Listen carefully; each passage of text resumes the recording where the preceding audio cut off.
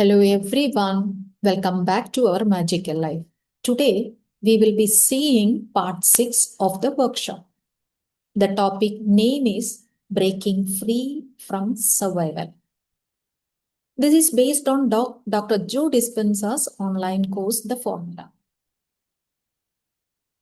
In this part of this workshop, Dr. Joe Dispenza explains how stress creates brain incoherence and thus keeps the people trapped in the survival mode and prevents them from creating a new future. So, Dr. Joe is recommending us to replace living in the survival mode or the stress with entering the present moment as pure consciousness, where transformation becomes very easy and possible. Most of the people keep their attention on the past memories and the associated emotions or the predictable future or their body, their pain, their identity, their environment, other people's, other known people's, objects, and time. And where you place your attention is where you place your energy. So if 90% of the time, if we are thinking or if our focus is on the known, means if we are thinking about the past, what happens is that our life will remains the same 90% of the time, isn't it? So creating a new future requires disconnecting from everything which is known or our past programming. Disconnecting from our past programming is very much required to create a new future. When you disconnect from the past or the known, it moves you into the present moment. And becoming nobody, no one, nothing, nowhere, or in no time allows you to enter to the pure consciousness. This state produces fundamental and measurable changes in your brain. Dr. Joe Dispenza is explaining the stress as the source of brain incoherence. Most of us are living in stress most of the time, which means that living in a survival mode. And stress occurs when the brain and the body are out of balance. And there are three types of stresses. Physical stress, which is caused by the trauma or any injuries or any accidents or any pain in the body, etc. Okay. And the chemical stress are caused by toxins, viruses, bacteria, and food reactions. And emotional stress. This is caused by the relationships, finances, work pressure, life crisis, etc. So, when we experience a threat in our life, then our sympathetic nervous system activates and a massive energy is mobilized or directed for our survival. And this causes the physical effects or stress response in our body, such as increased heart rate and breathing, blood diverting from the organs to the limbs, and elevated glucose level and stress hormones and dilated pupils, etc. Okay, so the common survival behaviors are fight or flight or freezing to that situation. Okay, these are the common survival behaviors. We also need to understand that short-term stress is adaptive and healthy. But the stress response occurred in our body will never turn off when we are continuously in the stress or when the stress becomes chronic. And the modern threats and psychological, for example, stress caused by the co-workers, your boss, traffic, news, etc. And no organism can live in long-term stress because all of our energy goes to the survival mode. Okay. And no energy remains for the healing or growth or repair. And because of this, chronic stress leads directly to disease because all our energy is gone for the survival. So there is no energy left for healing or growth or repair. So we will become disease, or we will be subjected to disease when we are always in the chronic stress. Okay. He is also explaining about people's addiction to stress hormones. He says that most of the people are addicted to stress. They love to live in that victim mode as an excuse against the growth. Okay. Some people are like that, isn't it? So he's also saying that people become chemically addicted to stress hormones. They unconsciously need problems, conflicts, drama, negative memories, etc.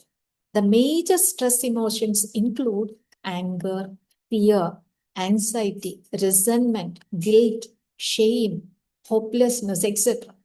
So many, isn't it? Even though psychology calls these as normal, but they are the altered state of consciousness. Some people live 70% of their life in this survival mode.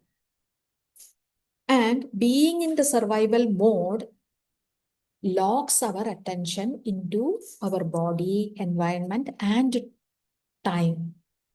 And this stress causes their attention to lock into their body to protect it, to their environment to find out any danger is there, or to the time to escape or to get prepared. So this creates identification with the body. Thus, the stress causes our attention to become trapped into the three-dimensional reality. Because of living in the stress continuously, this causes our energy field to shrink. Okay. So, when a person is subjected to continuous stress, what happens is that this causes the energy field shrinkage. We normally used to say this in another terms, right? Energy field means aura in other terms. Means that during stress, the energy is pulled from our body's electromagnetic field, or in other term, aura, and converted it into chemistry or stress hormones. In case of short-term stress, the electromagnetic field or aura can be recovered. But for long-term stress, if a person is undergoing long-term stress, what happens is that the electromagnetic field shrinks, and this leads to many diseases also. And the person feels more like a matter than the energy. And the stress hormones amplify our sense organs also. And what happens is that their focus will narrow to the objects, problems, and threats. So, Dr. Joe says that most people becomes addicted to their thoughts, their problems, and their familiar emotional states. They will always be thinking about their problems and produce the same chemistry or same hormones or same stress as if it is happening now. So, what Dr. Joe says that people crave the familiar, even if it is painful for them, or they are addicted to their familiar past. And this prevents anything new from happening to them. The stress hormones, as a result, what it does is that it down regulates the genes and it creates diseases. Means thoughts alone can literally make our body sick.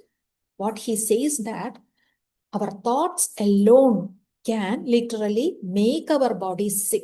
So this has to be understood clearly, isn't it? So when thoughts alone can make us sick, then a different thought can heal us also, isn't it? Then Dr. Joe is explaining about the elevated emotions and the healing which can be caused by these elevated emotions. He says that many researchers from his workshops shows that the immune function has strengthened, or the immunity has strengthened in just 4 days of practice, simply by replacing the survival emotions or the emotions related to the past with elevated emotions. So this has to be understood clearly. So we can change our life. This is what he is explaining, by replacing the emotions related to our past with the elevated emotions. Now, let us understand what are the elevated emotions. The elevated emotions include gratitude, appreciation, joy, love, freedom, etc. This is the reason why gratitude practices are so powerful. So he explains that these elevated emotions can restore our health and our balance. Okay.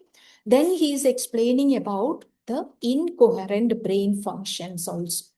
Okay. People always respond to the situation by trying to, when there is any difficult situation arise or any other new situations arise, people always, what they used to do is that they always used to try to control the situations, or they used to predict everything. And in most of the cases, the loss of control, if they lose the control, this triggers stress in them. So when the people lose the control, the stress hormones activates the brain and the body to become alert. And this causes rapid shifting of their attention to their problems, which result in the brain incoherence. And when the brain is incoherent, we are also incoherent. Means when the brain is not working right, we are also not working right, isn't it? When a person do this continuously over a period of time, what happens is that the brain becomes compartmentalized. It gets stuck in the hyperarousal state, or constantly the brain will be scanning the danger for any danger situation. And the person's default mode would be always waiting for some danger or for some worst case scenario. Even though the quantum field or the universe or the life force energy is having infinite potentials, the person will only opt for the worst case scenario. That is why it causes his similar destiny or the similar past situations like past is happening to him, because he will only look for that particular similar situations in his life, because he's emotionally embracing the future due to the fear and worry. So this continuous exposure to stress creates the illusion of separation. But the quantum reality or the quantum field or the universal energy, what it says is that everything is connected energetically. But the stress makes the people believe that they are only their body, and their attention and their energy remains tapped in the material world. So people, when living in this stress continuously, they try to force outcomes. They try to control, or they try to manipulate, or they try to compete, or they try to predict the outcome. And their achievements requires hard work, time, and physical effort. This is actually creation through force, not coherence. And hence it is very hard to manifest. But here, Dr. Joe is proposing a new model, which is from narrow focus to broad focus. According to this, we need to shift our attention from narrow focus or convergent focus, means from the objects, matter, etc., to broad or open or divergent focus. Broad focus means it removes our attention from the material reality, and this produces dramatic change in our in our brain waves, and this leads to brain coherence. So when our brain becomes coherent, it allows creation from the quantum field or the universal energy or the life force energy, not from the matter. So here what he proposes is that his new model is that diverting our focus from the narrow focus to the broad focus.